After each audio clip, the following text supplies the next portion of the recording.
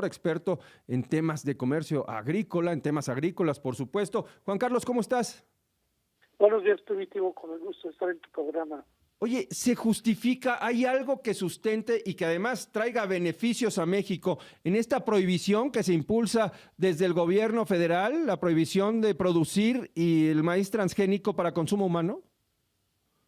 Mira, Primitivo, la realidad en México, que es el origen del maíz, lamentablemente, que aunque somos el séptimo productor, somos el principal importador a nivel mundial.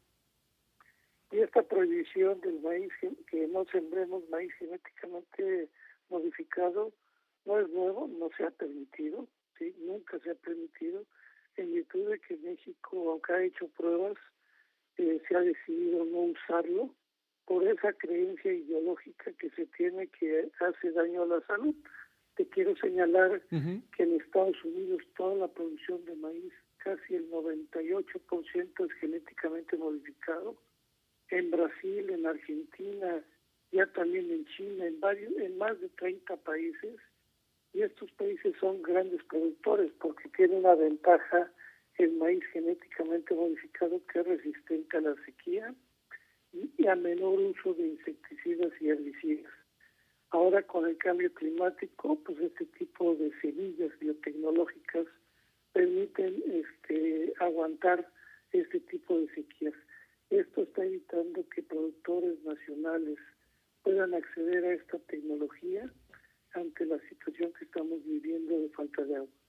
Ahora, ¿por qué pesa tanto la ideología, Juan Carlos? Bien dices que no es nuevo, es una resistencia casi, yo te diría cultural, pero no me gustaría llegar a ese extremo. Bueno, sí, hay mucho de tema cultural por el tema de que el origen de México, las semillas criollas fue el origen del maíz a nivel mundial. Actualmente el maíz es el producto que más en volumen se produce en el mundo, más de 1.200 millones, y vivimos con esa cuestión de muchas gentes, algunos científicos, algunas regiones del país que cuidan este tema cultural de biodiversidad. Nosotros lo que vemos es que no se corre riesgo porque ya mucho del germoplasma de las variedades autóctonas que tenemos en México se pueden salvaguardar, y también con un manejo adecuado, no en todas las regiones del país dejar sembrar ese tipo de maíces. Se pueden utilizar en el norte, en algunas regiones del centro del país, y cuidar este tema de la biodiversidad que tenemos nosotros por los tipos de maíces que tenemos. No ha habido un trabajo serio, de seriedad, son decisiones unilaterales que tomó el sexenio pasado, de sacar decretos que lo que hicieron, que un problema que no existiera, ya que en México todo lo que importamos de maíz amarillo principalmente es genéticamente modificado. Juan Carlos, ¿me puedes permitir unos momentos en la línea? Tenemos que hacer un corte comercial, pero es muy interesante platicar cuál es el efecto de este tipo de decretos, que ya lo has adelantado, pero sobre todo, ¿cuál puede ser el futuro? Es decir, si estamos preparados, si no es un balazo en el pie el prohibir este tipo de maíz en cuanto a su comercialización y su consumo en México. Hablar un poquito de cifras, ¿me permites? Sí, con gusto. Muchas gracias. Hacemos una pausa, volvemos. Fórmula y retomamos la comunicación con Juan Carlos Anaya Castellanos, consultor experto en temas agrícolas. Juan Carlos, México lo ha señalado, es el principal importador de maíz, sobre todo maíz para pues alimentar al ganado. ¿Está garantizado en nuestro país la producción y el abasto del maíz para consumo humano?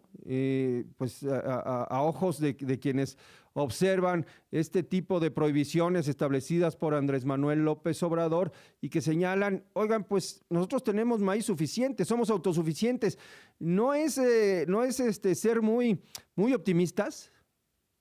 Bueno, te quiero señalar que México es el principal productor de maíz blanco del mundo.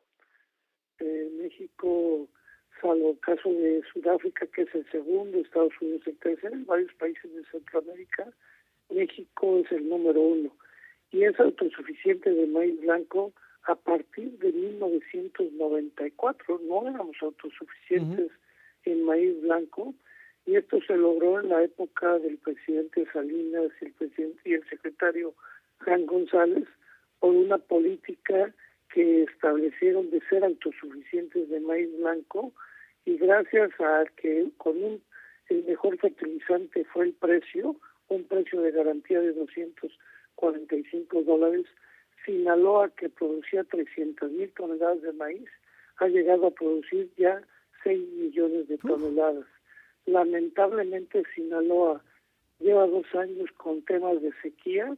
El año pasado de 6 millones produjo alrededor de 3.200.000, y este año, que tiene la peor sequía, si acaso va a llegar a 2 millones de toneladas, y eso va a poner en riesgo esa lo que se dice de autosuficiencia de maíz blanco.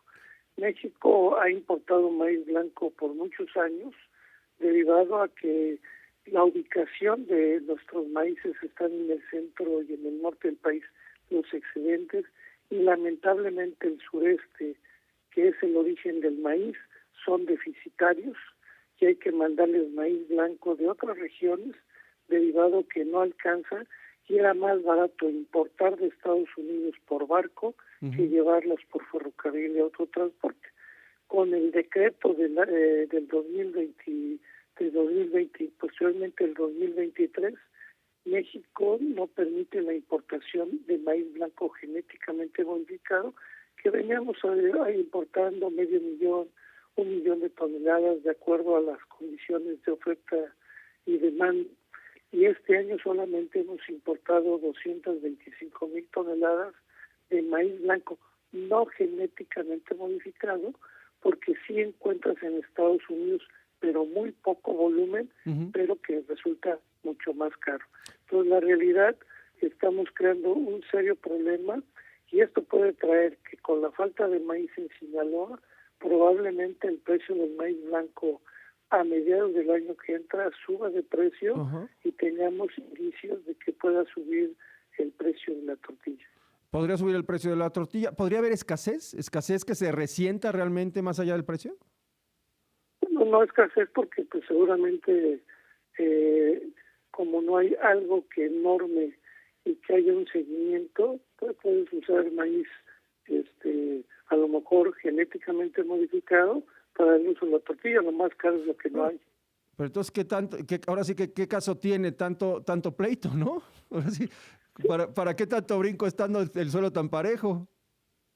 Así es, el tema es que seguimos con este tema que tiene su parte, sí, de cuidar la biodiversidad. Todos estamos de acuerdo en cuidar nuestros maíces, no hay que ser responsables, pero también hay que ser claros que no se ha podido mostrar científicamente, y no lo mostró el gobierno mexicano, porque no fuimos los mexicanos, que hace daño el maíz genéticamente modificado, salud, al consumo humano, animal y al medio ambiente, porque las características que tiene el maíz genéticamente modificado es atacar la sequía y menor uso de insecticidas y herbicidas, que son a favor del medio ambiente. O sea que asumir o adoptar el maíz genéticamente modificado en algunas áreas del país, como lo has mencionado, ¿podría ser una solución a posibles problemas a futuro?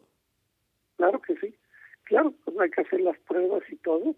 Y los maíces que se pueden hacer, ya se hicieron pruebas, ya se había casi autorizado por algunas semilleras, pero el tema ideológico de hace muchos años nos lleva desde sexenios de la 4T, se prohibió el uso ya comercial del maíz genéticamente modificado. Pues ahí está la situación, y lo que implica que la ideología, que la política se meta en cuestiones técnicas, y además que tienen que ver con la alimentación de un país como México, en donde pues la base, evidentemente, del desarrollo de la propia alimentación es el maíz. Juan Carlos, muchas gracias por tomarnos la llamada. Gracias, Positivo. Buen día. Buen día.